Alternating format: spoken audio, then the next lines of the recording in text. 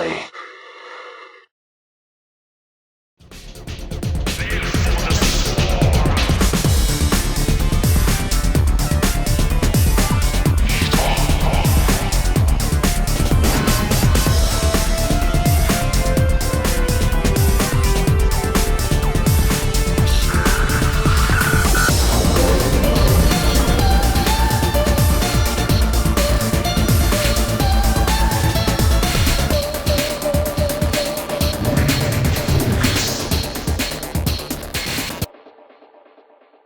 Alright, Nuka Knights, here we go. The second Terran game of the night, of the 4. Here we go.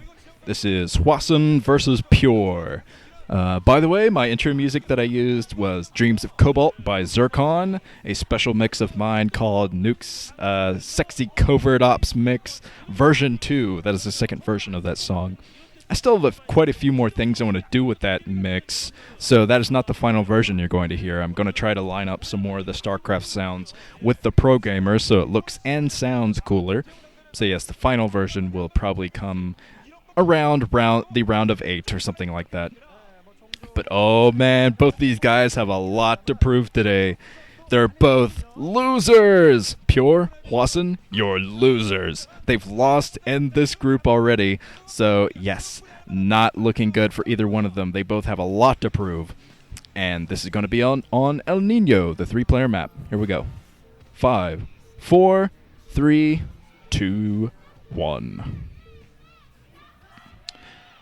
And yes, I'd say Pure is definitely in the better position. Hwasin is known for a very good early game versus Protoss, but he can't seem to really keep it going into mid to late game. Aside from a few instances, he's beaten Bisu in a pretty long game before, but those are few and far between. But anyways, down at the 5 o'clock position in green was Pure. Up here at the 12 o'clock in purple is Hwasin, one of the veteran players of this OSL.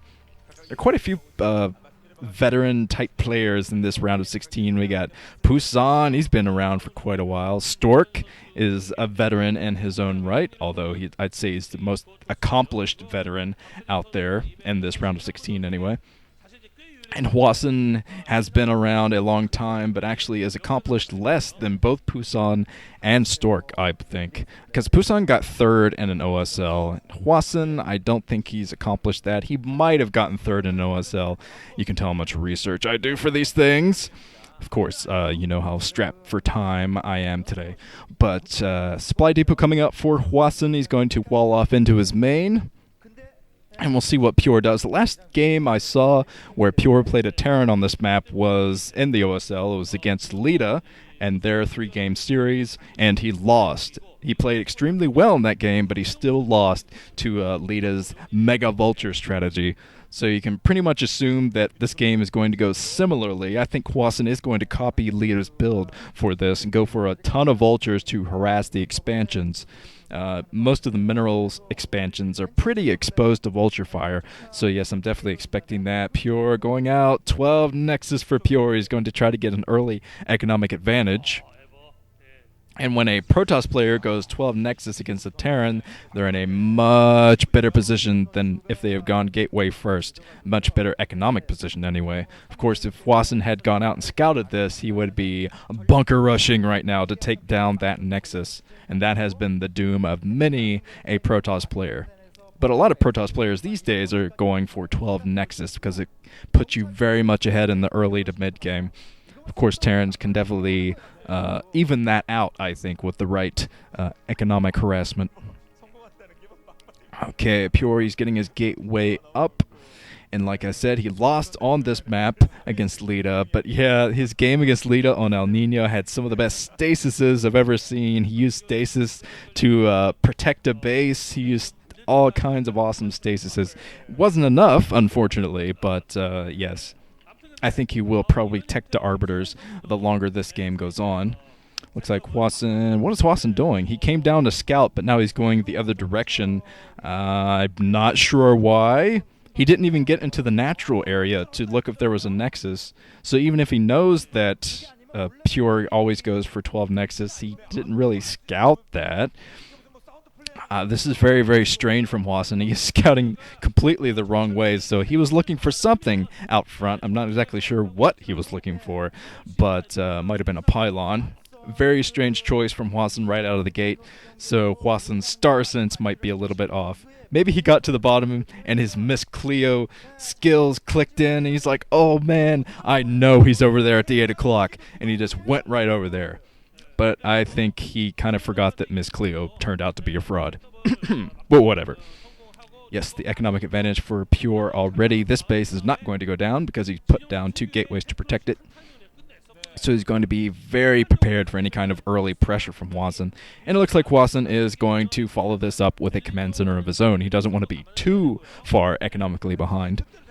Looks like Dragoon range already spinning for Pure, so he's probably going to get a ton of Dragoons in to put on the early pressure. This is what I've noticed from Hwasin. He only has 1 Marine out. He plays very, very risky when it comes to this, but I think that's because he wants to get the economic advantage too. I think he was planning to put down the command center the whole time. And now that scout is going to easily go down. A bunch of Dragoons out now for Pure. But yeah, Hwasin, he plays a little bit too risky sometimes when it comes to this. Sometimes he'll put himself behind on scanning and detection as the Citadel of Adun is coming up for Pure. So I think Pure might be going for a Dark Templar drop of some kind. So hopefully Hwasin will put down his engineering bay pretty damn quick and be able to fight off against that. Some of his greatest fails have been against Dark Templar, and Pure might have studied the games and studied Hwasin's games and found that out. So maybe that's why he's going for this build. But I don't think Hwasin will be that stupid to not put up detection, especially since some of his early games have ended with him getting destroyed by Dark Templar. You'd think he would learned his lesson by now. A couple more gateways coming up, and the Templar Archives and the robotics facility. So this is a rush type of strategy for Pure. He wouldn't have been able to support this from only 1 base, so I can see why he put down his 12 Nexus. There's a siege tank protecting against any kind of scouting. So Pure knows that there are siege tanks in the area now. The armory coming up for Hwasin, I did not see the engineering bay yet, but he has a little bit more time to put that down before Dark Templars come out here, or whatever the hell Pure is thinking about pushing out. He's going to have a huge army from a bunch of gateways, and yeah, I think this will definitely be a Dark Templar drop from him. Since he's going for his robotics facility right now, I think he's going to pick up whatever is coming out of those gateways, probably a couple Dark Templar, a couple Zealots, and he's going to drop them right into the main where they can cause a ton of havoc. If Hwasin does not get up detection in time, I do not see the engineering bay yet. He's just now building the academy, actually. I'm not sure if he was building the engineering bay up top where it was kind of obscured by the names at the top. I was looking for that engineering bay, but I haven't seen it yet. So that could be absolutely horrible for Hwasin if he isn't going for anything like that. Observatory coming up at the natural expansion for Pure. Just now, the engineering bay coming up. Oh no, Hwasin could be in a horrible position because Pure, he pumped Dark Templar from every single one of those gateways, and now he's going to come in with 4 Dark Templar. This could ravage Hwasin. Oh no, he's not going to have time to build any turrets, I think. The engineering bay is just going to come up as soon as the Dark Templar drop, so Hwasin might have just lost this game right here. This is a very calculated strategy from Pure, and I think he figured Hwasin out. The comsat station coming up, but he's going to drop right on top of that. Probably taking out the turret and the comsat station. Hwasin kind of edging around in his seat. He knows he's going to lose this natural, but he's got to figure out a way to get turrets all over his main. Pure coming in with the same time with his Dragoon squad. So he's definitely going to be able to take out that natural expansion. Nothing in the natural is going to survive at all. Another turret going down, but I think the scan is going to be complete.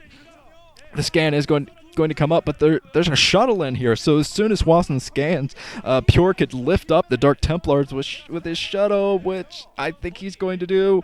There was one scan from Hwasin, but oh man, being completely grinded down.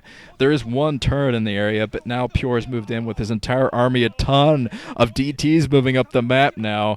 Oh, very nice strategy from Pure. This is a perfect execution of a great counter to what Hwasin had. Oh, Hwasin. Time to get detection a little bit earlier next time, buddy.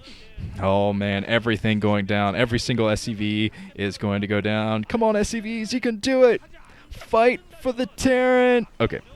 Yeah, Hwasin is lost here. He can GG at any time. Pure taking an excellent strategy and utilizing it perfectly. He didn't really do anything wrong with that strategy.